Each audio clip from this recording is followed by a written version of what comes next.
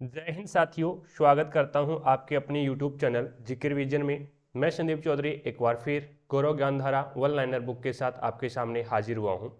जैसा कि आप सभी को पता है, हमारी डेली क्लास रहती है जिसमें अपन रिट लेवल फर्स्ट और रिट लेवल सेकंड के लिए गौरव ज्ञानधारा वन लाइनर बुक का रिवीजन कर रहे हैं और साथ में ही अपना MCQ भी चल रहा है। 7300 प्लस जो बुक है गौरव सिंह की, उनका भी रिवीजन चल रहा है और शैक्षिक परिदृश्य की भी क्लास चल रही है। तो वो क्लासें भी आप अटेंड कीजिएगा। अगर वो क्लासें नहीं देखी है तो इस क्लास के आई बटन या फिर डिस्क्रिप्शन बॉक्स में उसका लिंक मिल जाएगा, वहाँ से जाकर के वो क्लासें आप देख लीजिएगा। चलिए शुरू करते हैं। वैसे अपनी ये 24 नंबर क्लास रहेगी। 23 क्लासें अपन 23 क्लासें कंप्लीट कर चुके हैं। आज हमारी 24 नंबर क्लास रहेगी। अगर वो पीछे वाली क्लासें आपने नहीं देखी है तो इस क्लास के आई बटन या फिर डिस्क्रिप्शन बॉक्स में उसका लिंक मिल जाएगा, वहाँ से जाकर के वो पीछे वाली क्लासें आप देख सकते हैं। आज हमारा नया टॉपिक रहेगा और इस क्लास में अपन राजस्थान की स्थापत्य कला, किले एवं स्मारक आदि इस टॉपिक का रिवीजन करने वाले हैं। उससे पहले पिछली कक्षा में हमने जो टॉपिक रिवीजन किया था उसके 2 या 3 पेज है वो रह चुके थे, वो भी अपन साथ में इसमें कवर कर लेंगे। ठीक है, यहाँ तक हमने कवर कर लिया था और ये अपना बचा हुआ था जो कि इस क्लास में अपन कवर करने वाले हैं। तो अभी तक क्लास को आपने लाइक नहीं किया है तो एक बार क्लास को लाइक ज़रूर करें भी, ताकि हमारा भी मोटिवेशन बना रहे। और चैनल पर अगर आप नए हैं तो चैनल को सब्सक्राइब कर लेना, पास में लगे बेल आइकन को जरूर दबा लेना, ताकि अपन जैसे ही नेक्स्ट वीडियो डालें तो उसका नोटिफिकेशन सबसे पहले आपके पास पहुंचे और आप तुरंत उसका लाभ उठा सको। चलिए शुरू करते हैं। राजस्थान में जागीरदारी प्रथा यानी सामंती प्रथा बोलते हैं जिसको, पूर्व मध्यकाल में राष्ट्रीय स्तर पर केंद्रीकृत एवं मजबूत शासन व्यवस्था का अभाव होने से क्षेत्रीय एवं स्थानीय शक्तियां धीरे धीरे स्वतंत्र होने लगी। इसके साथ ही गुप्त एवं गुप्तोत्तर काल से ही शासन के प्रमुख अधिकारियों को भूमि दान की प्रथा विकसित होने लगी। इन्होंने दोनों कारणों से पूर्व मध्यकाल के आते आते विकेंद्रीकृत एवं स्थानीय रूप से स्वायत्त राजनीतिक व्यवस्था का विकास हुआ। यह स्थानीय राजा अपने क्षेत्र में सामंती एवं सैन्य रूप से स्वतंत्र थे। यह अपने अधीनस्थ प्रमुख सरदारों को भूमि दान देने लगे। नेक्स्ट पर बात करते हैं शासन की। यह राजनीतिक व्यवस्था ही सामंतवाद कहलाई, जिनमें राजा अपने अधीनस्थों को भूमि दान और उस भूमि पर सैन्य, न्यायिक एवं राजस्व अधिकारों का हस्तांतरण कर दिया जाता है। यह अधीनस्थ सामंत राजा के प्रति वफादार होते हैं, आवश्यकता पड़ने पर राजा की सैन्य सहायता करते हैं। नेक्स्ट पर बात करते हैं। सामंतवाद की इस विकेंद्रीकृत राजनीतिक प्रवृत्ति के कारण आर्थिक एवं सामाजिक क्षेत्र में भी स्थानीय प्रवृत्तियों का विकास होता है। स्थानीय उत्पादन एवं स्थानीय उपभोग को प्राथमिकता दी जाती है। परिणाम स्वरूप व्यापार, वाणिज्य एवं मुद्रा अर्थव्यवस्था प्रतिकूल रूप से प्रभावित होती है।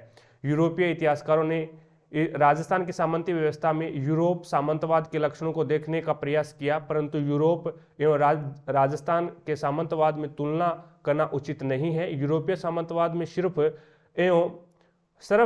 यानी कृषिदास एवं मैनर क्या होता है, अधीनस्थ जागीर होता है, व्यवस्था प्रमुख थी, जबकि राजस्थान के सामंती व्यवस्था में ऐसे तत्व नहीं पाए जाते हैं।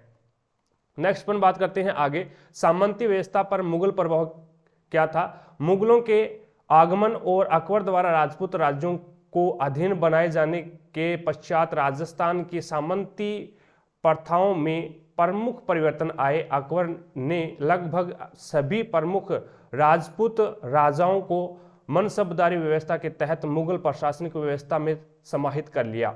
मुगलों से पूर्व सामंत नए उत्तराधिकारी के मामले में महत्वपूर्ण भूमिका निभाते थे, लेकिन जब से अकबर ने टिक्का प्रथा शुरू की तो नए उत्तराधिकारी की मान्यता मुगल शासक की सहमति पर निर्भर हो गई। नेक्स्ट पर बात करते हैं सामंतों का श्रेणियां। उमराव क्या है, तो उमराव मेवाड़ के सामंत को उमराव बोलते हैं। मेवाड़ के सामंत को क्या बोलते हैं, उमराव बोलते हैं। और नेक्स्ट यहाँ पे 16 क्या होता है, तो प्रथम श्रेणी सामंत होता है। और 32 क्या होता है, तो द्वितीय श्रेणी का सामंत होता है। और गोल क्या होता है, तृतीय श्रेणी का सामंत होता है। 12 कोटड़ी क्या होता है, तो जयपुर के सामंत को 12 कोटड़ी बोलते हैं। और ग्रासीय क्या है, तो सैनिक सेवा के बदले भूमि प्राप्त सामंत ग्रासीय थे। और भूमि क्या है, तो ये बलिदान के बदले भूमि प्राप्त सामंत है वो क्या कहलाते थे? भूमिये कहलाते थे। सामंतों के विशेषाधिकार क्या थे? तो सामंत आवश्यकता होने पर राजा को सैनिक सहायता देते थे। वस्तुतः सेना के लिए राजा सामंतों पर ही निर्भर होता था। सामंतों के जागीर की वार्षिक उपज का अनुमान रेख कहलाता था। रेख के आधार पर सामंतों द्वारा राजा को दी जाने वाली सैनिक सेवा का निर्धारण किया जाता था। सामंतों को अनेक विशेषाधिकार भी प्राप्त थे, जैसे कि ताजिम क्या है? तो सामंत के दरबार में उपस्थित होने पर महाराणा द्वारा खड़े होकर उसका स्वागत करना। बड़ी ओल क्या होता है? तो महाराणा के दाएं तरफ की बैठक व्यवस्था बड़ी ओल थी, और कुंवरों की ओल क्या है? तो महाराणा के बाईं तरफ की बैठक व्यवस्था है वो क्या थी?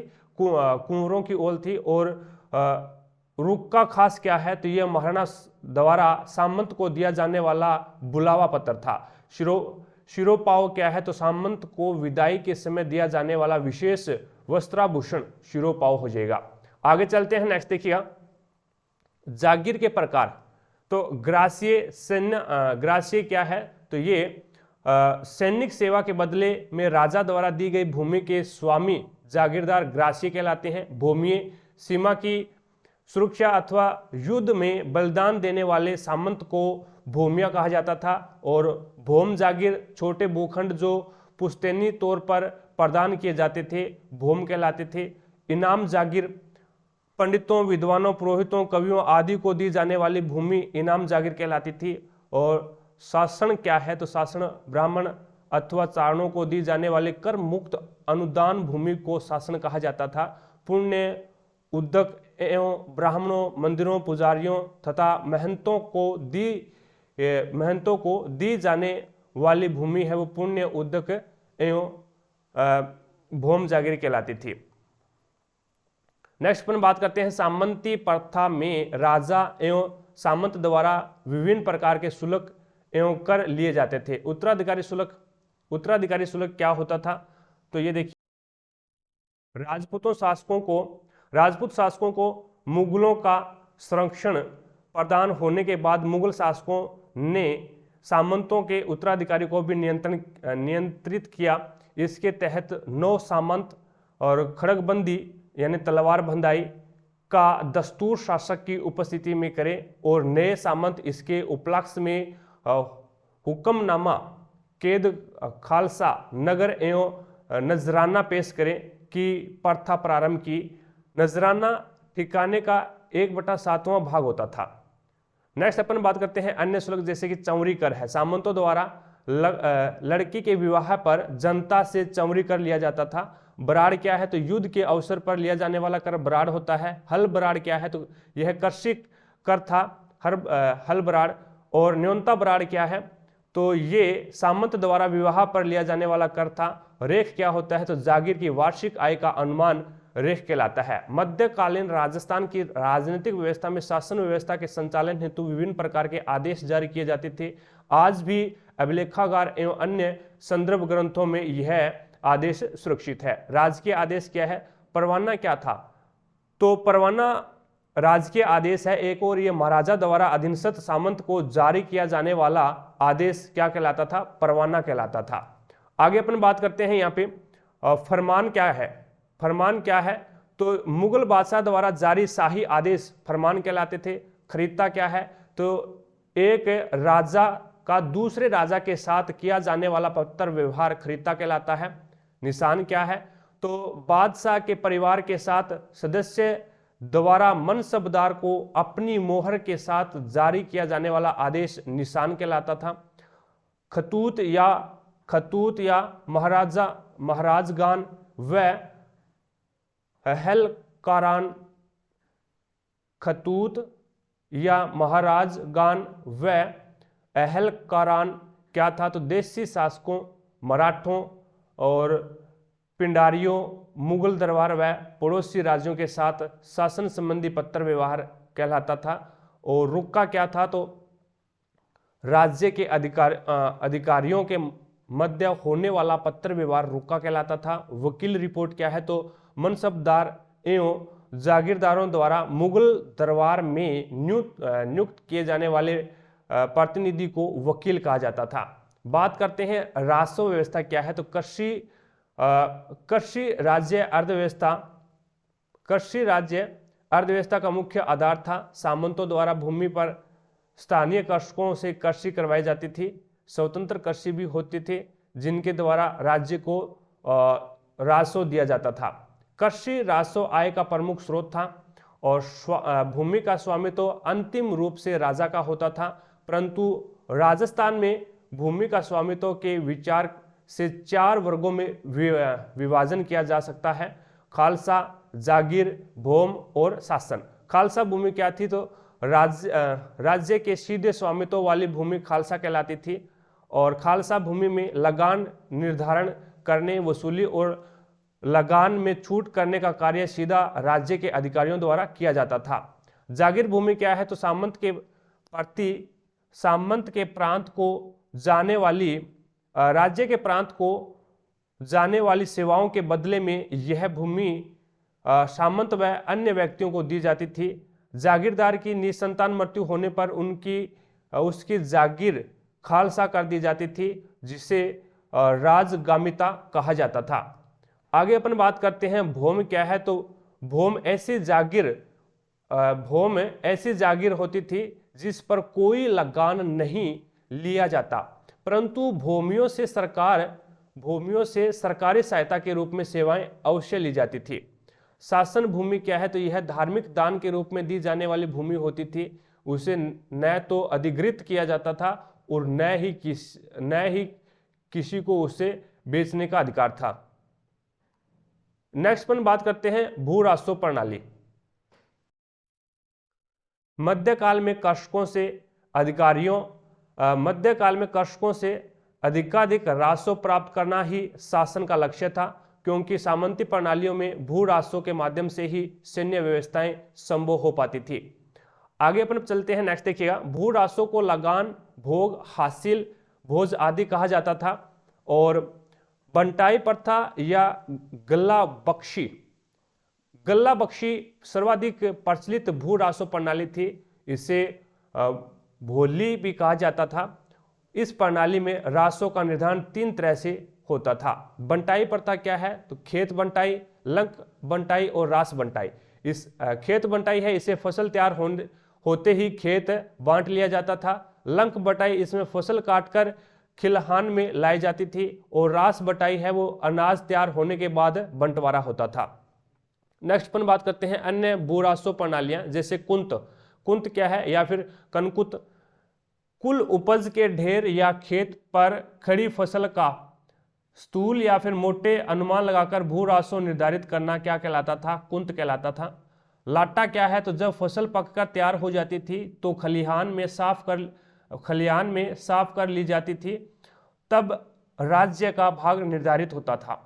डोरी क्या है, तो डोरी है वो डोरी से नापे गए बीघे का हिस्सा निर्धारित करके माल गुजारी वसूल करना।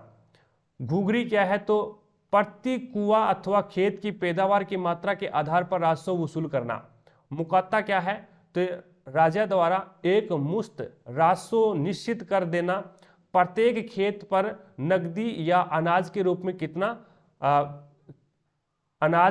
कितना कर देना है, ये मुक्ता था। जब्ती क्या है, तो नकदी फसलों जैसे कि गन्ना है, कपास है, अफीम है, नील है, पर प्रति बीघे की दर से राजस्व का निर्धारण एवं वसूली को जब्ती कहते हैं। भिगोरी क्या है, तो राजस्व का निर्धारण प्रति बीघा भूमि की उर्वरा एवं पैदावार के आधार पर किया जाना। यादाश्त क्या है, यह पट्टे की एक किस्म होती थी जिसमें शासक द्वारा जागीरदार को जागीर स्वीकृत की जाती थी।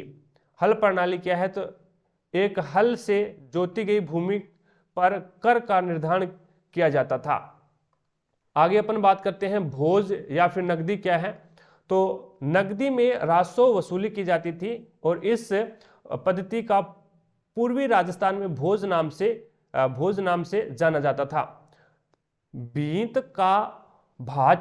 बीकानेर राज्य में भींत का भाज पद्धति से भी लगान एकत्रित किया जाता था और इस प्रणाली के अंतर्गत गांव के घरों की गिनती करके निर्धारित दर से राजस्व वसूल किया जाता था। बात करते हैं मध्यकालीन राजस्थान में प्रमुख लाग बाग भू राजस्व के अतिरिक्त कृषकों से कई प्रकार के कर वसूल किए जाते थे, उन्हें लाग बाग कहा जाता था। लाग बाग मुख्यतः दो प्रकार के होते थे, नियमित लाग जिनकी वसूली प्रतिवर्ष या 2-3 दिन वर्ष में एक बार की जाती थी। अनियमित क्या थी, तो लाग की रकम निश्चित नहीं थी, उपज के साथ साथ ये कम या ज्यादा होती रहती थी और इन लोगों के निर्धारण का कोई निश्चय आधार नहीं था। भूमि कर के अतिरिक्त चुंगी, राहदारी, दान, मापा और बाख्ता, गृह कर, घासमरी यानी चराई, खेड़ खर्च या फौज खर्च, बीकानेर में रुखवाली भाछ, मेवाड़ में गनीम, बराड़, मारवाड़ में सवार खर्च या फौजबल, नोता, विवाह, त्योहार, जाकात आदि प्रमुख कर थे। नेक्स्ट पर बात करते हैं चंवरी लाग। चंवरी लाग क्या है, तो किसानों के पुत्र या पुत्री के विवाह पर 1 से 25 रुपए तक चंवरी लाग के रूप में लिए जाते थे। अगला है राली लाग। राली लाग क्या है, तो प्रतिवर्ष काश्तकार अपने कपड़ों में से एक गद्दा या राली बनाकर जागीरदार को देता था। बकरा लाग, जागीरदार प्रत्येक काश्तकार से एक बकरा स्वयं के खाने के लिए लेता था। कुछ जागीरदार बकरे के बदले प्रति परिवार से 2 रुपये वार्षिक लेते थे। आगे अपन बात करते हैं न्योता लाग। यह लाग जागीरदार पटेल एवं चौधरी अपने लड़की की शादी के अवसर पर किसानों से वसूल करते थे। खिचड़ी लाग, राज्य की सेना जब किसी गांव के पास पड़ाव डालती है तब उसे भोजन के लिए गांव के लोगों से वसूली जाने वाली लाग खिचड़ी लाग कहलाती थी। जाजम लाग, भूमि के विक्रय पर वसूली जाने वाली लाग क्या है, जाजम लाग है। सिंगोटी क्या है, तो मवेशियों के विक्रय के समय वसूली जाने वाली लाग सिंगोटी हो जाएगी। और खरगड्डी क्या है, तो सार्वजनिक निर्माण एवं दुर्गों के भीतर निर्माण कार्यों के लिए गांव से बेगार में गधों को मंगवाया जाता था, परंतु बाद में गधों के बदले खरगड्डी लाग वसूल की जाने लगी। नेक्स्ट पर बात करते हैं भू राजस्व प्रशासन। राजस्व प्रणाली के लिए विभिन्न कर्मचारियों एवं अधिकारियों की नियुक्ति की जाती थी। मुगल प्रभाव के अंतर्गत बहुत सारे राजस्व अधिकारी मुगल प्रशासन के सम्मान ही राजपूत राज्यों में भी नियुक्त किए जाने लगे। भू राजस्व अधिकारी क्या है, दीवान क्या था भी, तो वित्त एवं राजस्व संबंधी मामलों का अधिकारी है वो दीवान कहलाता था। आमिल क्या है, तो परगने का सर्वोच्च राजस्व अधिकारी है वो आमिल है। और साहणे क्या है, तो भू राजस्व में राज्य का भाग निश्चित करने वाला अधिकारी साहणे हो गया। हाकिम क्या है, तो परगने की शांति व्यवस्था, न्याय एवं भू राजस्व संबंधी अधिकारी हाकिम हो गया। और शायर दरोगा क्या है, तो परगने में चुंगी वसूल करने वाला अधिकारी है वो शायर दरोगा हो गया। और तफेदार क्या है, तो यह कर्मचारी गांव में राज्य द्वारा वसूल किए जाने वाले राजस्व का हिसाब रखता था, वो क्या है, तफेदार हो गया। नेक्स्ट पर आगे बात करते हैं, आगे चलते हैं और आगे अपने पास में नया टॉपिक शुरू हो जाता है। यहाँ से अपनी है वो नई क्लास शुरू होती है, ठीक है। और राजस्थान की स्थापत्य कला, किले एवं स्मारक आदि इस टॉपिक का इस क्लास में रिवीजन करेंगे। पीछे वाला है वो 2 या 3 पेज रह चुके थे पीछे वाली क्लास से, तो वो इस क्लास में अपन ने कवर कर लिए, ठीक है। चलिए शुरू करते हैं। क्लास को अभी तक लाइक नहीं किया है तो एक बार क्लास को लाइक जरूर करें भी, और बढ़िया बढ़िया कमेंट कीजिएगा ताकि हम भी मोटिवेट होते रहें। It's okay. सबसे पहले अपन यहां से बात करते हैं दुर्गों का वर्गीकरण प्रकार। यहां पे मनुस्मृति के अनुसार दुर्ग के 6 प्रकार बताए गए हैं। कौटिल्य का अर्थशास्त्र के अनुसार दुर्ग के 4 प्रकार बताए हैं। और शुक्र नीति के अनुसार है वो दुर्ग के 9 प्रकार बताए हैं। अर्थशास्त्र व मनुस्मृति के अनुसार सर्वश्रेष्ठ दुर्ग कौन सा है, तो वो गिरि दुर्ग हो जाएगा। और शुक्र नीति के अनुसार श्रेष्ठ दुर्ग कौन सा माना गया है, तो सैन्य दुर्ग को माना गया है। बात करते हैं शुक्र नीति के अनुसार दुर्ग कौन से हैं, तो 9 दुर्ग माने गए हैं, जो कि एरण दुर्ग कौन सा होता है, तो जिनके खाई कांटे व पत्थरों से सुरक्षित हो। जो दुर्ग खाई कांटे व पत्थरों से सुरक्षित हो वो एरंड दुर्ग के अंतर्गत आता है, जैसे कि चित्तौड़गढ़ दुर्ग है एग्जाम्पल के रूप में। पारीख दुर्ग कौन सा होता है, तो जिनके चारों ओर खाई हो, वो पारीख दुर्ग के अंतर्गत आता है, जैसे कि भरतपुर दुर्ग हो गया। पारिद दुर्ग कौन सा होता है, जो जिनके चारों ओर परकोटा या फिर दीवार हो, वो क्या कहलाता है, पारिद दुर्ग कहलाता है, जैसे कि जैसलमेर और बटनेर दुर्ग है, ये इसके एग्जाम्पल हो गए। और धानवंत दुर्ग है, जिनके चारों ओर मरुस्थल हो, वो क्या कहलाता है, धानवंत दुर्ग कहलाता है, जैसे कि जूनागढ़ है, जैसलमेर है। नेक्स्ट अपन बात करते हैं जल दुर्ग या फिर औद्योगिक दुर्ग, जिनके चारों ओर पानी हो, वो क्या कहलाता है, जल दुर्ग या फिर औद्योगिक दुर्ग कहलाता है, जैसे कि गागरोन है, भेंसरोडगढ़ है। नेक्स्ट अपन बात करते हैं गिरी दुर्ग जैसे कि एकांत पहाड़ी पर बना हो। गिरी दुर्ग कौन सा होता है, जो कि एकांत पहाड़ी पर बना हो, जैसे कि एग्जाम्पल के रूप में कुंभलगढ़ है, जालोर है, सिरोही है। अन्य की मैं बात करता हूँ वन दुर्ग, जैसे वन दुर्ग कौन सा होता है, तो जो संगन वन से घिरा हो वो वन दुर्ग हो गया, जैसे कि रणथंभौर दुर्ग है एग्जाम्पल के रूप में। नेक्स्ट अपन बात करते हैं यहाँ पे सहाय दुर्ग कौन सा होता है, तो सेना व साथ देने वाला बंधुजन, वो क्या होता है, सहाय दुर्ग होता है, जैसे कि चित्तौड़गढ़ है और कुंभलगढ़ है, जिसमें सेना हो और साथ देने वाले बंधुजन हो, वो सहाय दुर्ग होता है। सैन्य दुर्ग कौन सा होता है, तो सेना द्वारा सुरक्षित यानी अभेद्य, जो सेना द्वारा सुरक्षित हो वो सैन्य दुर्ग कहलाता है। नेक्स्ट अपन बात करते हैं चित्तौड़गढ़ दुर्ग की। राजस्थान का सबसे बड़ा लिविंग फोर्ट कहाँ पे है, तो चित्तौड़गढ़ दुर्ग में है। और चित्तौड़गढ़ दुर्ग किस पठार पर स्थित है, तो मेसा के पठार पर स्थित है, और ये 1620 या फिर कई बुकों 616 या फिर कई बुकों में है वो 620 मीटर भी मिलता है इसकी ऊंचाई मेसा के पठार की। चित्तौड़ दुर्ग का निर्माण करवाया था चित्रांगद मौर्य ने, और विस्तार है वो इसका कुंभा द्वारा किया गया। राजस्थान के दुर्गों का सिरमौर और राजस्थान का गौरव नाम से प्रसिद्ध दुर्ग कौन सा है, तो वो चित्तौड़गढ़ दुर्ग हो जाएगा। मालवा का प्रवेश द्वार चित्रकूट दुर्ग कौन सा है, तो वो चित्तौड़गढ़ हो जाएगा। नेक्स्ट अपन बात करते हैं चित्तौड़गढ़ दुर्ग पर कुल कितने साके या फिर साके हुए हैं, तो जौहर या फिर साके 3 हुए हैं। नेक्स्ट अपन बात करते हैं यहाँ पे रवि उदय 334-67, इस प्रकार से आप याद रख सकते हैं। सबसे पहला हुआ था रतन सिंह के काल में 1303 में, दूसरा हुआ था विक्रमादित्य के समय 1534 में, और तीसरा हुआ था उदय सिंह के समय 1567 में। आगे चलते हैं, नेक्स्ट देखिएगा तालिका राजस्थान में महत्वपूर्ण दुर्ग और किले यहाँ पे दिए गए। बटनेर कहाँ पे है, तो बटनेर हनुमानगढ़ में है, ठीक है। फतेह दुर्ग और लक्ष्मणगढ़ है, ये सीकर में है। फतेहपुर दुर्ग और लक्ष्मणगढ़ दुर्ग है वो कहाँ पे है, सीकर में है। नागौर दुर्ग और कुचामन दुर्ग कहाँ पे है, नागौर में है। जूनागढ़ दुर्ग है वो बीकानेर में है। जैसलमेर दुर्ग है वो कहाँ पे है, जैसलमेर में है। बीकानेर जूनागढ़ है वो बीकानेर में है, और जैसलमेर दुर्ग जैसलमेर में है। आमेर दुर्ग है, जयगढ़ दुर्ग है, नाहरगढ़ दुर्ग है, चंबू का किला है, और माधो राजपुरा का किला है, ये कहाँ पे है, तो ये जयपुर में है। आमेर दुर्ग, जयगढ़ दुर्ग, नाहरगढ़, चंबू का किला, माधो राजपुर का किला, ये कहाँ पे है, तो ये जयपुर में है। नेक्स्ट पर बात करते हैं अलवर दुर्ग, जिसे हम क्या बोलते हैं, बाला दुर्ग बोलते हैं, और भानगढ़ दुर्ग ये कहाँ पे है, तो ये अलवर में है। लोहागढ़ जिससे कि भरतपुर दुर्ग के नाम से भी जानते हैं, ब्याना दुर्ग और तिमनगढ़ दुर्ग ये कहाँ पे है, तो ये भरतपुर में है। आगे चलते हैं, नेक्स्ट देखिएगा। नेक्स्ट अपने पास में आता है दौसा का किला कहाँ पे है, तो दौसा में है। और रणथंभौर दुर्ग कहाँ पे है, तो सवाई माधोपुर में है। मेहरानगढ़ का किला कहाँ पे है, मेहरानगढ़ दुर्ग कहाँ पे है, तो जोधपुर में है। सिवाना का बाड़मेर में है, सिवाना दुर्ग बाड़मेर में है। अजमेरू दुर्ग और टोडगढ़ ये कहाँ पे है, तो ये अजमेर में है।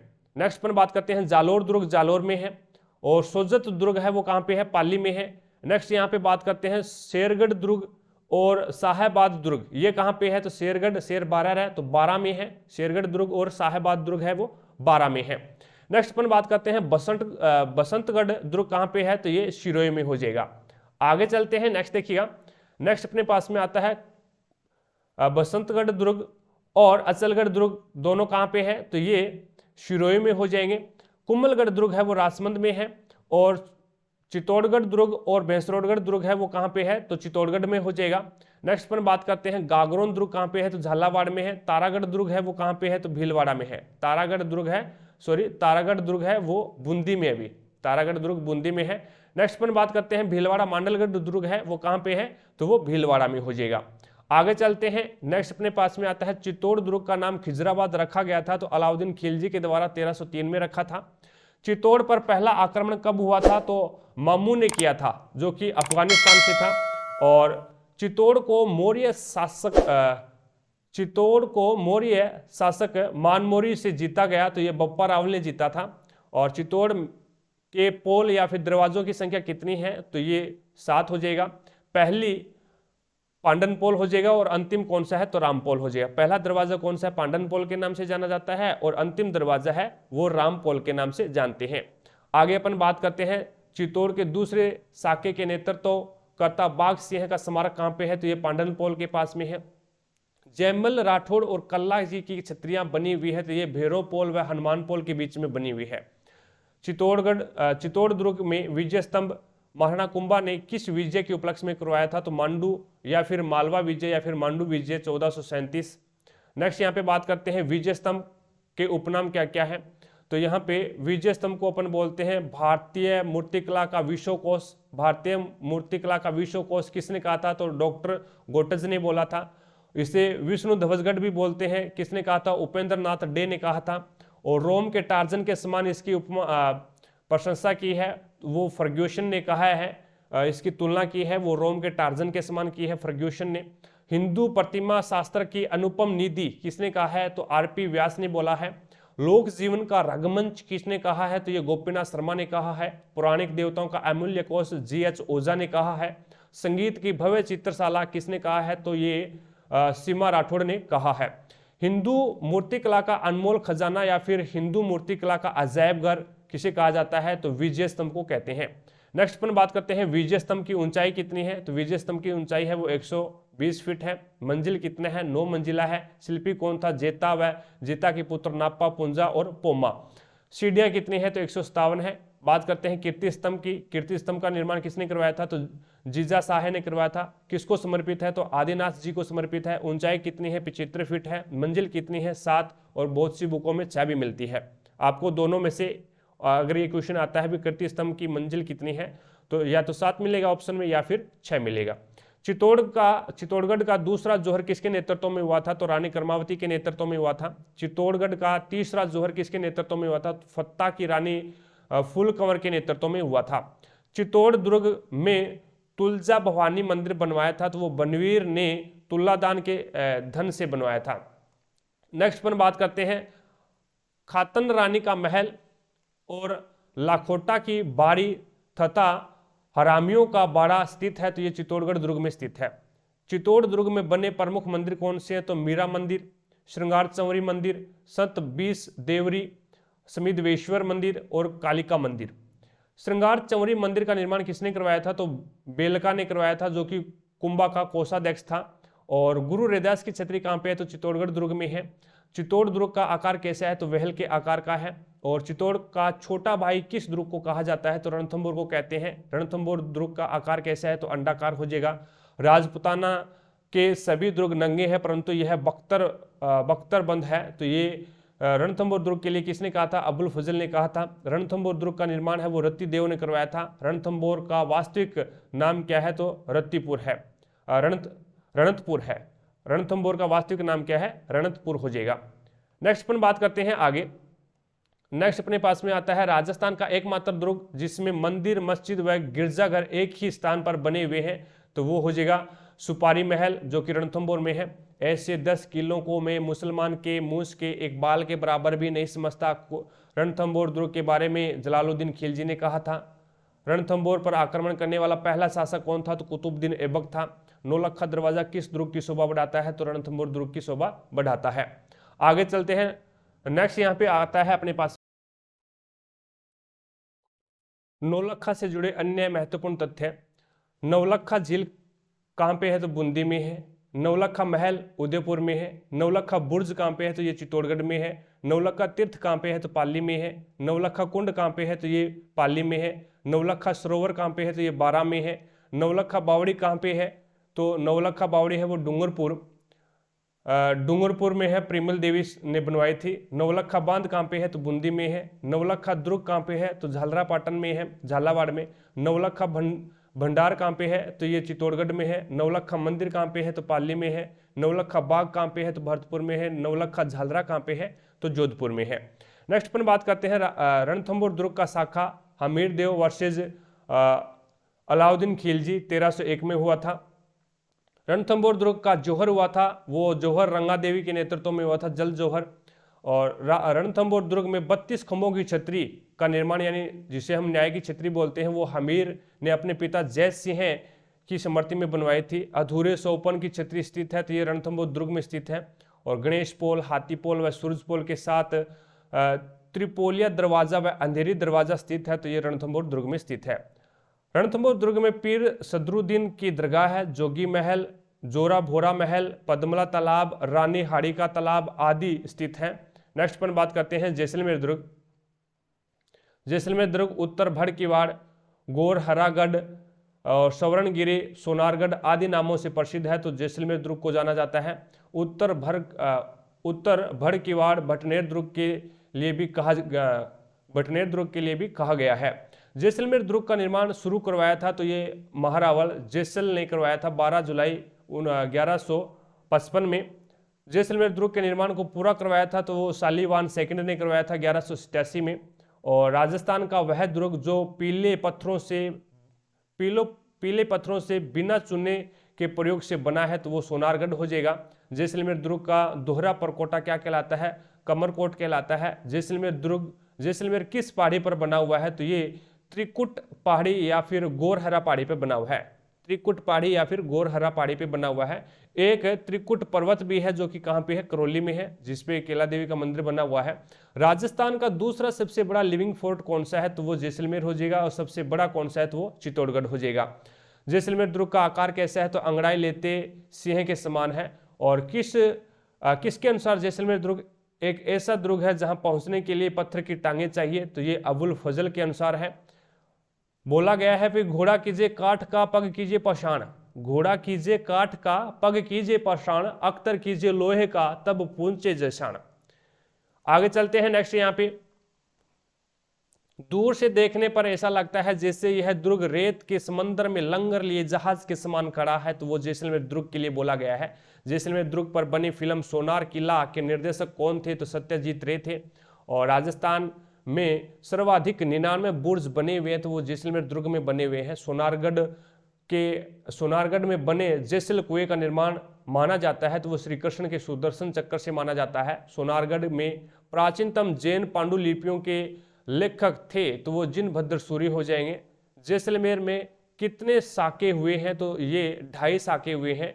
किस शासक के समय आधा साका हुआ था, तो ये राव लुणकन के समय हुआ था। यूनेस्को द्वारा जैसलमेर दुर्ग को विश्व धरोहर सूची में शामिल किया गया है, तो ये 2005 में शामिल किया गया है। 2009 में इस पर डाक टिकट भी जारी किया गया है। नेक्स्ट पर बात करते हैं मेहरानगढ़ दुर्ग, जो कि कहाँ पे है, जोधपुर में है। निर्माण किया था राव जोधा ने 13 मई 1459 को। और नींव का पत्थर या फिर नींव रखी थी करणी माता द्वारा। उपनाम है गढ़ चितामणि, खागमुखी, मयूर ध्वजगढ़ और जोधाना किला। आकृति कैसी है, तो मयूर के समान है। पहाड़ी कौन सी है, तो चिड़िया टुक पहाड़ी है। और तोपें कौन सी है, तो शंभू बाण, गजनी खां, किला और सड़क बिजली तोप, गजक, नुसरत।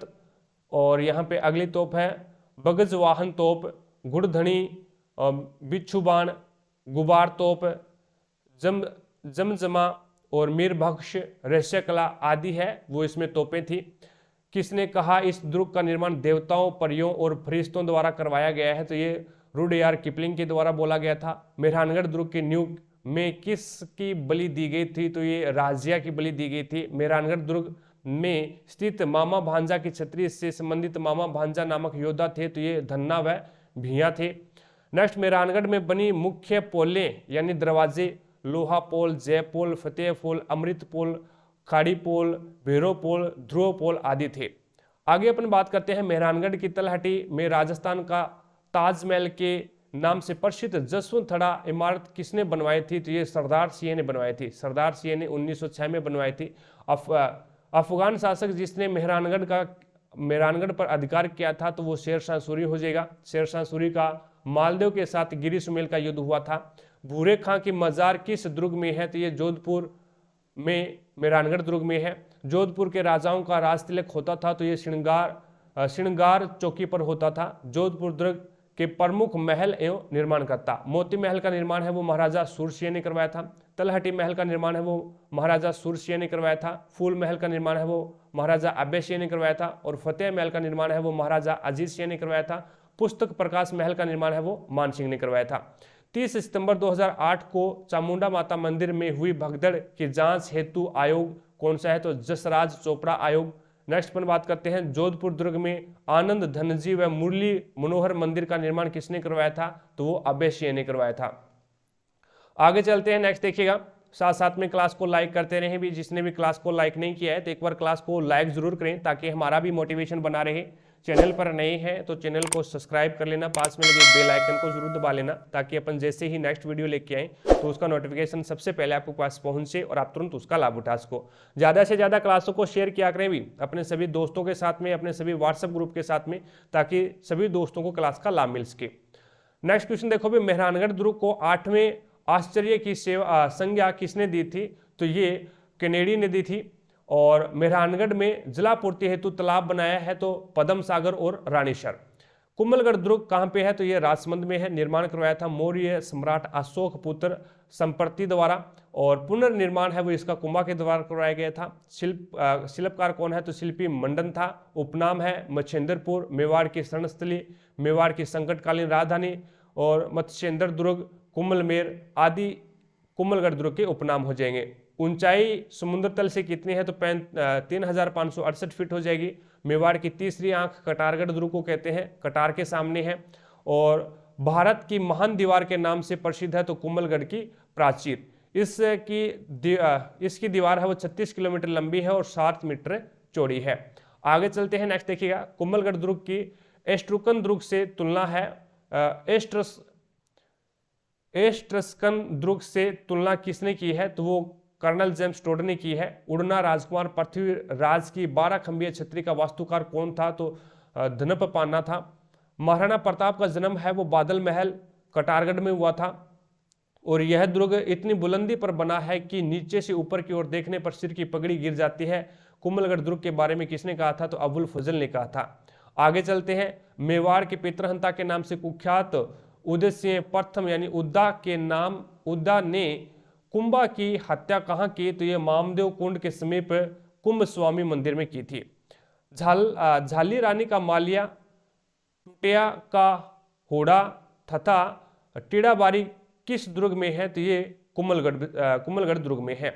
आगे अपन बात करते हैं जालोर दुर्ग की, जो कि जालोर में है। स्थापना की थी इसकी नागभट्ट प्रथम ने जसर शर्मा के अनुसार, और परमारों द्वारा इसकी स्थापना की गई, ये GH ओझा मानते हैं। उपनाम है इसका कनकांचल, सोनगिरी, सुवर्णगिरी, सोनलगढ़ आदि इसके उपनाम है। नदी कौन सी है, यहाँ पे सुकड़ी नदी पे है।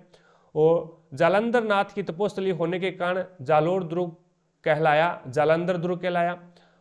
जालोर दुर्ग के दरवाजे कोई भी आक्रांत यानी आक्रमणकर्ता नहीं खोल पाया, किसने कहा था, तो ये हसन निजामी ने कहा था, ताज उल मासिर में कहा गया है। नेक्स्ट देखिएगा, उदोतन सूरी ने कुवल्य माला की रचना की थी, तो ये जालोर दुर्ग में की थी। जालोर दुर्ग में स्थित दरगाह है कौन सी है, तो मलिक शाह की दरगाह है। जालोर दुर्ग में स्थित मस्जिद कौन सी है, तो तोपखाना मस्जिद है। और राजस्थान का वह दुर्ग जिसमें परमार कालीन कीर्ति स्तंभ बना हुआ है, तो ये हो जाएगा जालोर दुर्ग।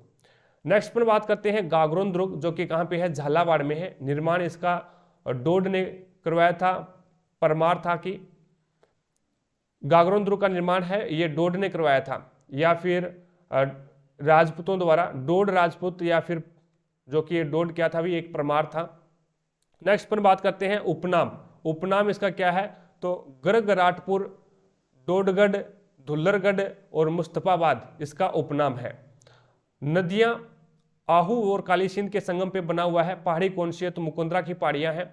और संपूर्ण देश में बिना नींव के कठोर चट्टान पर बना दुर्ग कौन सा है, तो वो गागरोन दुर्ग हो जाएगा। राजस्थान का ऐसा दुर्ग जो अरावली पर्वतमाला का हिस्सा न होकर विंध्याचल पर्वतमाला का हिस्सा है, तो वो हो जाएगा गागरोन दुर्ग। आगे चलते हैं, नेक्स्ट यहां पे बात करते हैं।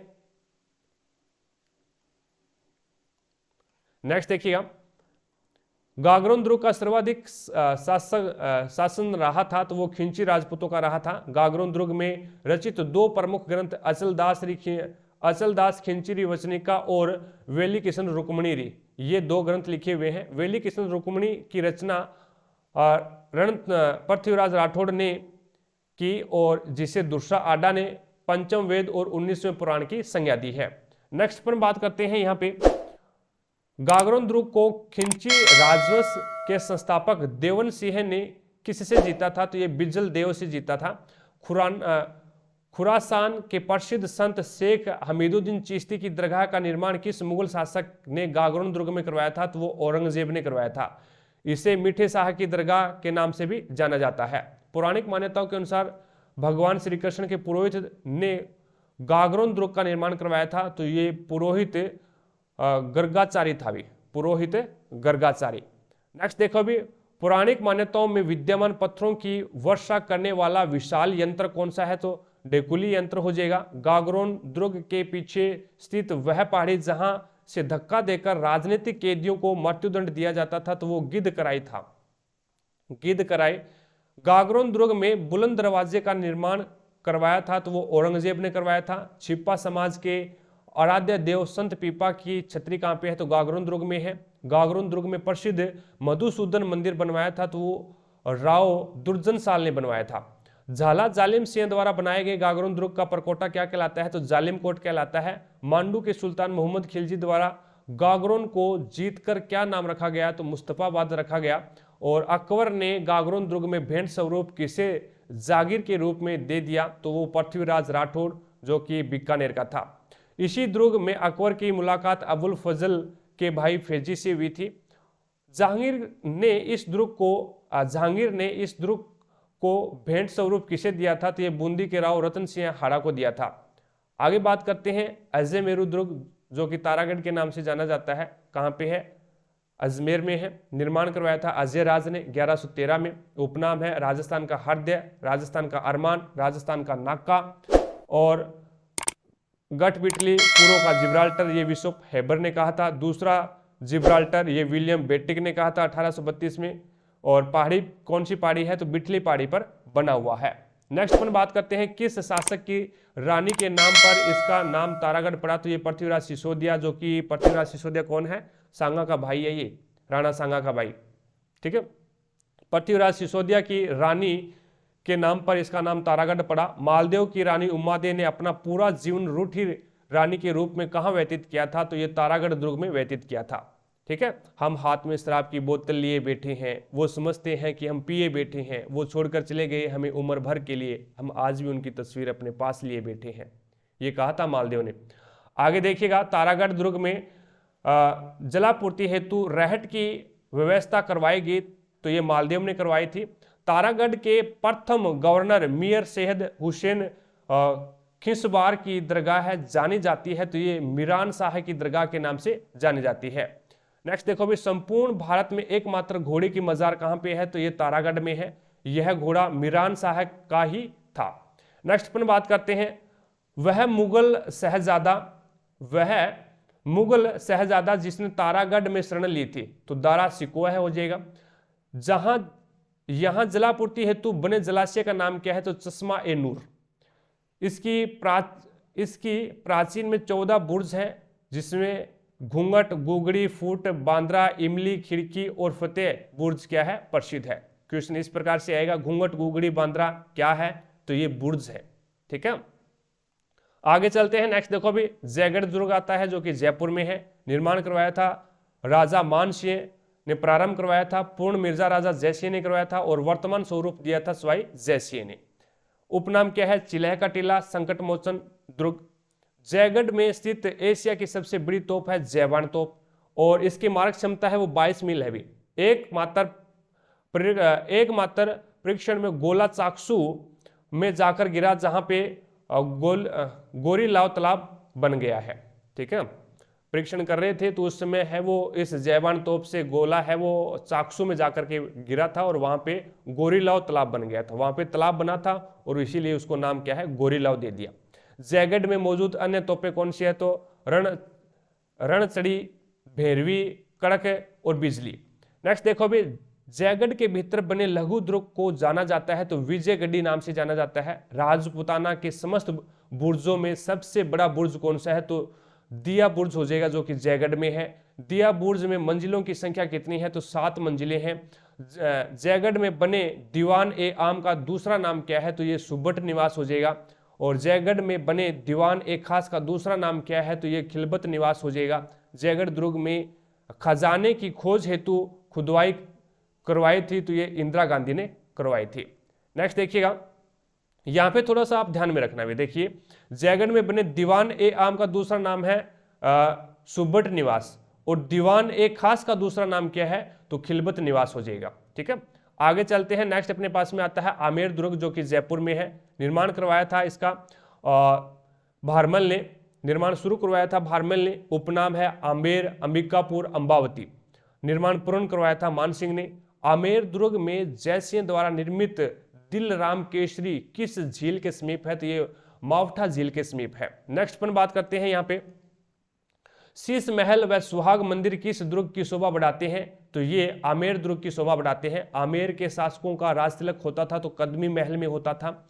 और आमेर दुर्ग में सुख मंदिर, जिसे आराम मंदिर के नाम से भी जाना जाता है, का निर्माण किसने करवाया था, तो जयसिंह प्रथम ने करवाया था। बिशप हेबर ने। मैंने क्रेमलिन में जो कुछ देखा, अल ब्रह्मा के बारे में जो कुछ सुना, उससे कहीं बढ़कर ये महल किसके बारे में कहा था, तो ये आमेर के महलों के बारे में कहा था। आमेर को जीतकर बहादुर शाह ने इसका नाम रखा था, मोमिनाबाद रखा था। आमेर के कदमी महल का निर्माण करवाया था, तो ये राजदेव ने करवाया था। नेक्स्ट पर बात करते हैं, आमेर का कौन सा दरवाजा विश्व का सर्वश्रेष्ठ दरवाजा माना जाता है, तो वो गणेश पोल हो जाएगा।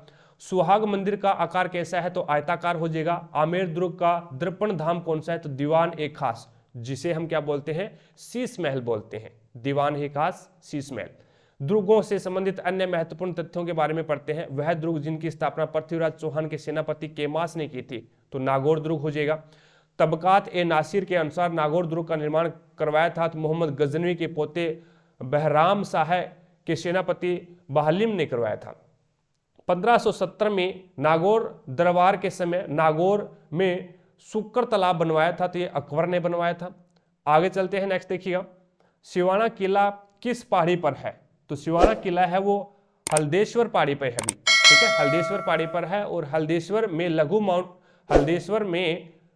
लघु माउंट के नाम से जाना जाने वाला स्थान पीपलुद भी है। इसकी स्थापना है वो 1954 में वीर नारायण पवार ने की थी। नेक्स्ट देखिएगा, अमर सिंह राठौड़ की 16 खंभों की छतरी कहां पे है, तो ये नागौर दुर्ग में है। किस दुर्ग के बारे में कहा गया है कि ऐसा किला रानी जाय के पास हो सकता है लेकिन पटरानी जाय के पास नहीं, तो ये कुचामन दुर्ग के बारे में बोला गया है, जो कि कहां पे है, नागौर में है। जागीरी किलों का सिरमौर कहलाता है, तो कुचामन दुर्ग कहलाता है। कुचामन दुर्ग का निर्माण करवाया था, तो जालिम सिंह ने महात्मा वनखड़ी के आशीर्वाद से करवाया था। वनखंडी के आशीर्वाद से करवाया था। कुचामन दुर्ग का अन्य नाम क्या है, तो वो हो जाएगा अणखल्ला किला हो जाएगा। ठीक है, कुचामन दुर्ग का अन्य नाम अणखल्ला किला हो जाएगा। वह दुर्ग जिस पर तोप से दागे गए गोले बिना क्षति पहुंचाए ऊपर से निकल गए, तो वो नागौर दुर्ग हो जाएगा। नागौर जिले का वह किला जहां कभी औरंगजेब रुका था, खिंवसर दुर्ग हो जाएगा। जमीन का जेवर व राती घाटी का किला नाम से जाना गया दुर्ग कौन सा है, तो जूनागढ़ दुर्ग कहां पे है, बीकानेर में है। बीकानेर किले का निर्माण करवाया था राव बीकाजी ने पहले, और बाद में रायसिंह ने इसका निर्माण करवाया था। जूनागढ़ दुर्ग की आकृति कैसी है, तो आयताकार है। किस दुर्ग के बारे में कहा गया है कि दीवार के भी कान होते हैं पर इस दुर्ग के महलों की दीवार तो बोलती है, ये जूनागढ़ दुर्ग के लिए बोला गया है, जो कि बीकानेर में है। जयमल व फतेह की हाथी पर सवार मूर्तियां किस किले के बाहर स्थित है, तो ये बीकानेर किले के बाहर स्थित है। नेक्स्ट, बीकानेर के राजाओं का राज्याभिषेक कहाँ होता था, तो ये अनूप महल में होता था, जो कि कहाँ पे है, बीकानेर में है। अनूप महल की दीवारों पर सोने की कलम से मीनाकारी व शिल्पकारी की गई है। अनूप महल के बारे में जूनागढ़ में स्थित प्रमुख महल कौन सा है, तो फूल महल, चंद्र महल, रतन निवास आदि हो जाएंगे। जूनागढ़ में गंगा निवास महल का निर्माण करवाया था, तो ये गंगा सिंह ने करवाया था। यूरोपीय शैली में बने लाल महल का निर्माण करवाया है, तो ये गंगा सिंह के पिता लाल सिंह की स्मृति में करवाया है। बीकानेर के दुर्ग में न्याय का घंटा नाम से घंटाघर किसने लगवाया, तो ये महाराजा डूंगर सिंह ने लगवाया था। और राजस्थान का वह दुर्ग जहां पहली बार लिफ्ट लगाई गई, तो ये जूनागढ़ जो कि लालगढ़ में लगवाई गई थी। और राजस्थान का वह दुर्ग जिनकी आकृति सूप व छाजले के समान है, तो ये दौसा का किला हो जाएगा। दौसा किले के पास स्थित राजस्थान की प्रसिद्ध बावड़ी कौन सी है, तो चांद बावड़ी हो जाएगी। पाली के सोजत दुर्ग का निर्माण करवाया था, तो ये मालदेव ने करवाया था जोधा के पुत्र निम्बा द्वारा।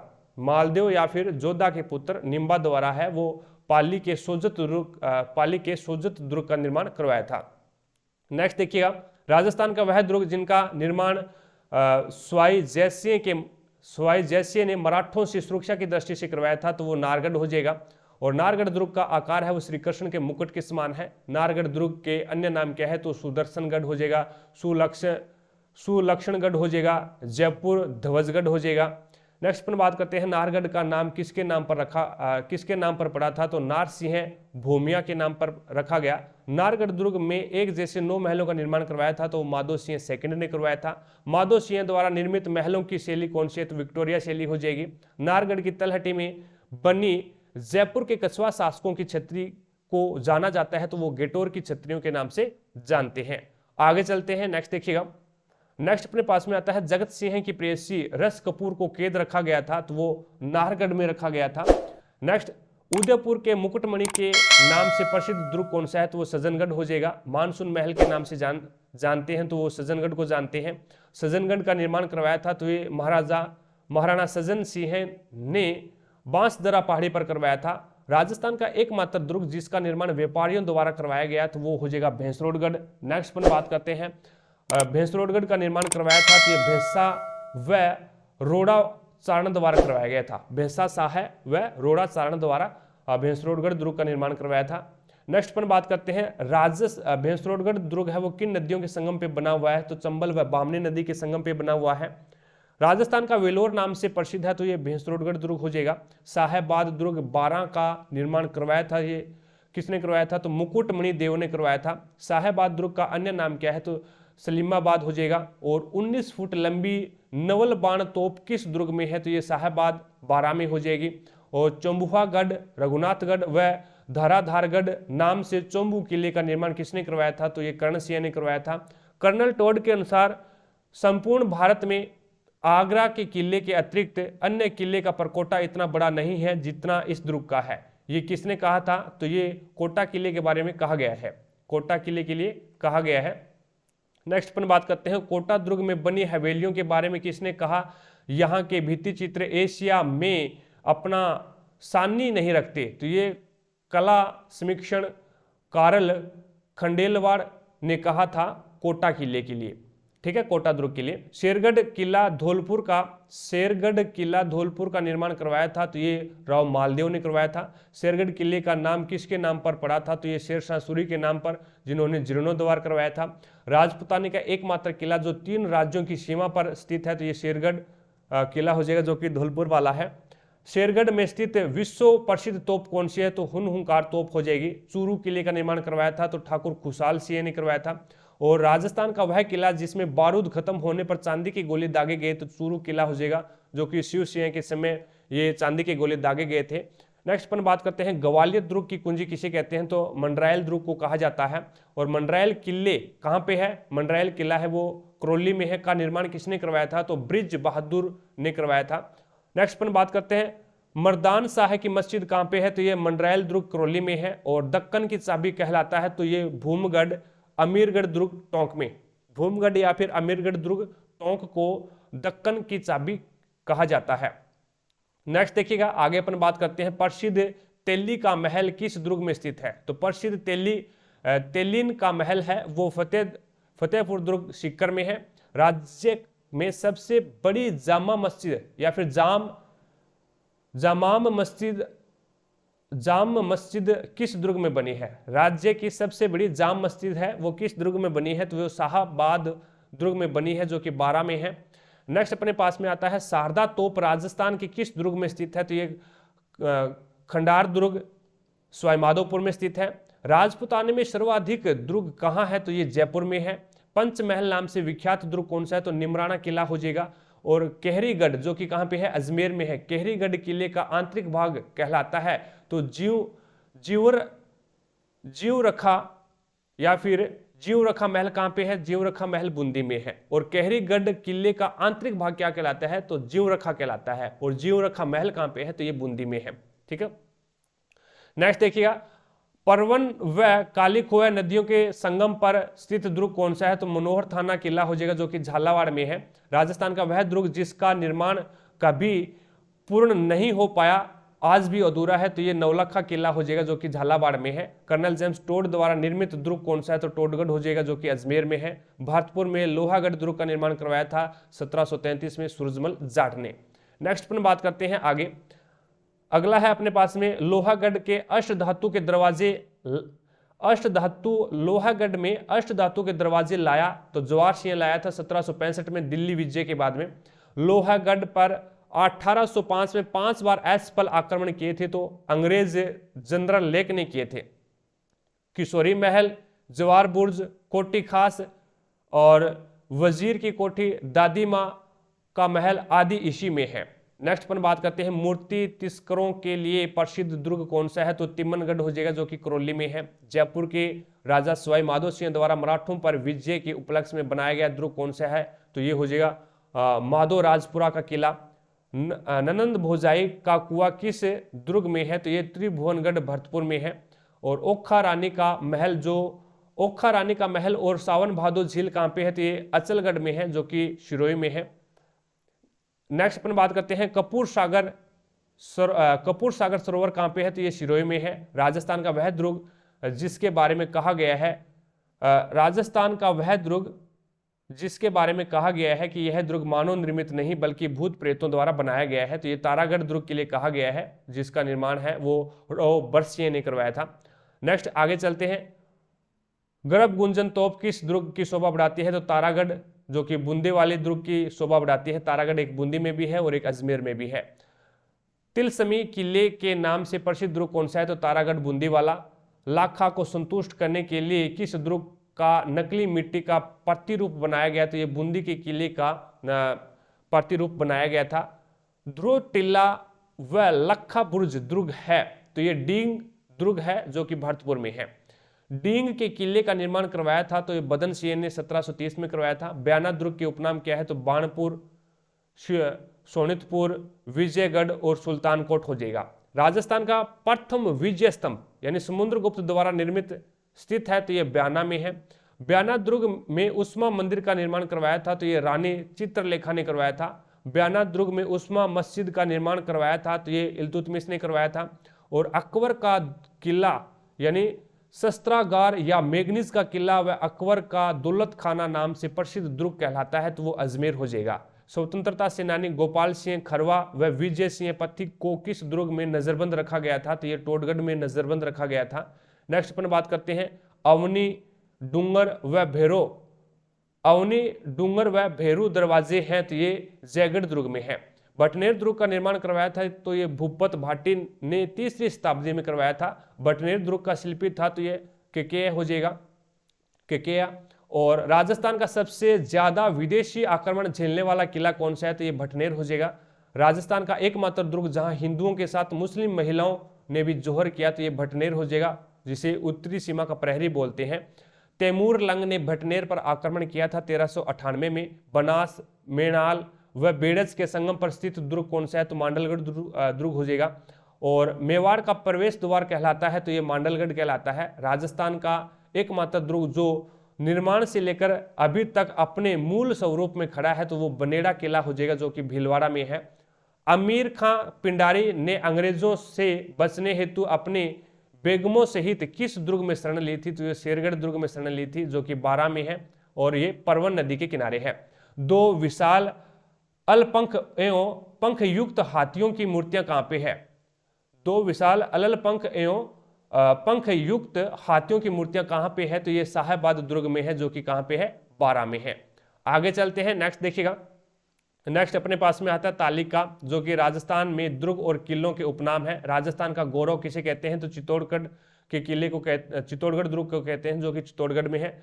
और कुंभलमेर या फिर कुंभल मेरू किसे कहा जाता है, तो कुंभलगढ़ दुर्ग को कहते हैं जो कि राजसमंद में है। और मेवाड़ की आंख है वो कटारगढ़ को कहते हैं जो कि राजसमंद में है। टोडगढ़ किसे कहा जाता है, तो गागरोन दुर्ग को कहा जाता है जो कि झालावाड़ में है। धुल्लरगढ़ किसे कहते हैं, तो गागरोन दुर्ग को कहते हैं जो कि झालावाड़ में है। लोहागढ़ किसे कहते हैं, तो भरतपुर दुर्ग को कहा जाता है जो कि भरतपुर में है। अचलगढ़ किसे कहते हैं, तो आबू दुर्ग को कहते हैं जो कि सिरोही में है। तोरागढ़ किसे कहते हैं, तो तोरागढ़ है वो बूंदी के किले तारागढ़ है वो बूंदी के किले को कहा जाता है जो कि बूंदी में है। जूनागढ़ किसे कहते हैं, तो बीकानेर के किले को कहते हैं जो कि बीकानेर में है। बाला दुर्ग है वो अलवर के दुर्ग को कहा जाता है जो कि अलवर में है। और उत्तरी सीमा का प्रहरी है वो बटनेर दुर्ग को कहा जाता है जो कि हनुमानगढ़ में है। चित्रकूट दुर्ग है वो चित्तौड़गढ़ दुर्ग को कहा जाता है जो कि चित्तौड़गढ़ में है। अकबर का किला है वो मेघनिज दुर्ग को कहते हैं जो कि अजमेर में है। और दक्कन का द्वारगढ़ है वो शेरगढ़ दुर्ग को कहा जाता है जो कि धौलपुर में है। त्रिभुवनगढ़ है वो तिमनगढ़ को कहा जाता है जो कि बयाना भरतपुर में है। और ग्वालियर दुर्ग की कुंजी है वो मंडरायल दुर्ग को कहते हैं जो कि करौली में है। और मिठड़ी का किला है वो मांडव्यपुर दुर्ग को कहते हैं जो कि जोधपुर में है। जबालीपुर है वो जालोर दुर्ग को कहते हैं जो कि जालोर में है। सोनगिरी है वो जालोर दुर्ग को कहते हैं जो कि जालोर में है। और सोलनगढ़ है वो जालोर दुर्ग को कहा जाता है जो कि जालोर में है। नेक्स्ट पर बात करते हैं तिलसमी किला है वो बूंदी के किले को कहते हैं जो कि बूंदी में है। तारागढ़ है वो अजमेर के किले को कहा जाता है जो कि अजमेर में है। गठ बिटली है वो अजमेर के किले को कहा जाता है जो कि अजमेर में है। राजस्थान का जिब्राल्टर है वो अजमेर के किले को कहा जाता है जो कि अजमेर में है। पूर्व का दूसरा जिब्राल्टर है वो अजमेर के किले को कहा जाता है जो कि कहाँ पे है, अजमेर में है। नेक्स्ट पर बात करते हैं धाराधारगढ़ है वो चोम्बू के किले को कहा जाता है जो कि जयपुर में है। और रघुनाथगढ़ है वो चोम्बू के किले को कहा जाता है जो कि जयपुर में है। चंबुआगढ़ है वो चोम्बू के किले को कहा जाता है जो कि जयपुर में है। चिल्हे का टीला है वो जयगढ़ दुर्ग को कहते हैं जो कि जयपुर में है। राजस्थान का दक्षिणी पूर्वी प्रवेश द्वार है वो चित्तौड़गढ़ दुर्ग को कहते हैं जो कि चित्तौड़गढ़ में है। नेक्स्ट पर बात करते हैं राजस्थान का दक्षिणी पूर्वी प्रवेश द्वार चित्तौड़गढ़ दुर्ग को कहते हैं जो कि चित्तौड़गढ़ में है। राजस्थान का वेलोर बेंसरोडगढ़ दुर्ग को कहते हैं जो कि चित्तौड़गढ़ में है। और नेक्स्ट अपन बात करते हैं सोनारगढ़ जैसलमेर दुर्ग को कहते हैं जो कि जैसलमेर में है। सोनार किला है वो जैसलमेर दुर्ग को कहा जाता है जो कि जैसलमेर में है। स्वर्ण नगरी है वो जैसलमेर दुर्ग को कहते हैं जो कि जैसलमेर में है। और त्रिकुट दुर्ग है वो जैसलमेर दुर्ग को कहा जाता है जो कि जैसलमेर में है। मोमिनाबाद है वो आमेर के किले को कहते हैं जो कि जयपुर में है। मेहरानगढ़ है वो जोधपुर के दुर्ग को कहते हैं जो कि जोधपुर में है। मयूर ध्वजगढ़ है वो जोधपुर दुर्ग को कहा जाता है जो कि जोधपुर में है। नेक्स्ट पर बात करते हैं सुदर्शनगढ़ है वो नाहरगढ़ किले को कहते हैं जो कि जयपुर में है। मालकोट है वो मेड़ता का किला को कहा जाता है जो कि नागौर में है। तिलस्मी किला है वो मेड़ता के किले को कहते हैं जो कि नागौर में है। मेड़त कपूर दुर्ग है वो मेड़ता का किला को कहा जाता है जो कि नागौर में है। नाग दुर्ग है वो नागौर के किले को कहते हैं जो कि नागौर में है। ऐ चित्रपुर है वो नागौर के किले को कहा जाता है जो कि नागौर में है। कोशवर्धन दुर्ग है वो शेरगढ़ दुर्ग को कहते हैं जो कि बारां में है। बयाना दुर्ग विजय मंदिरगढ़ को कहा जाता है जो कि भरतपुर में है। और वल्लभगढ़ किला है वो उनटाड़ा किला को कहा जाता है जो कि उदयपुर में है। खीराबाद है वो शिवाना दुर्ग को बोला जाता है जो कि बाड़मेर में है। बादशाह दुर्ग है वो बयाना दुर्ग को कहा जाता है जो कि भरतपुर में है। राजस्थान का जल दुर्ग जो कि गागरोन दुर्ग को कहते हैं जो कि झालावाड़ में है।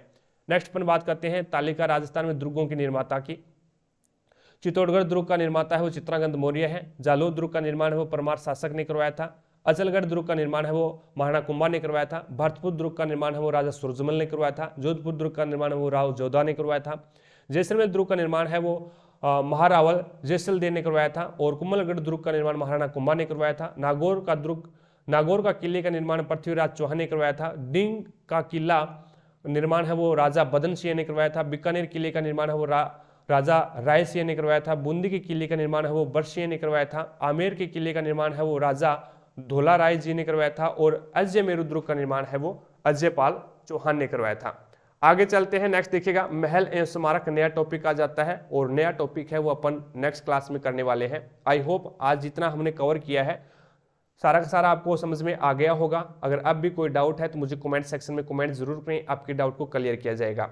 ठीक है, क्लास पसंद आई है तो पहली बात आप क्लास को लाइक कीजिएगा ताकि हमारा भी मोटिवेशन बने, और ज़्यादा से ज़्यादा शेयर भी करें ताकि अन्य दोस्तों को भी क्लास का लाभ मिल सके। ठीक है, जितने भी आपके पास व्हाट्सएप ग्रुप है, जितने भी आपके पास फेसबुक ग्रुप है, जितने भी आपके दोस्त हैं, उन सभी के पास एक बार क्लास को शेयर जरूर करें ताकि सभी दोस्तों को क्लास का लाभ मिल सके। ठीक है, और चैनल पर अगर आप नए हैं तो चैनल को सब्सक्राइब कर लेना, भी पास में लगे बेल आइकन को जरूर दबा लेना ताकि अपन जैसे ही नेक्स्ट वीडियो डालें तो उसका नोटिफिकेशन सबसे पहले आपके पास पहुंचे और आप तुरंत उसका लाभ उठा सको। It's okay. तो और बढ़िया बढ़िया कमेंट करके बताइएगा मुझे भी आपको क्लास कैसी लग रही है, ताकि हम भी मोटिवेट हो। तो आज की क्लास में इतना ही फ्रेंड्स, मिलेंगे अपन नेक्स्ट क्लास में कुछ नए के साथ। तब तक जय हिंद, जय भारत।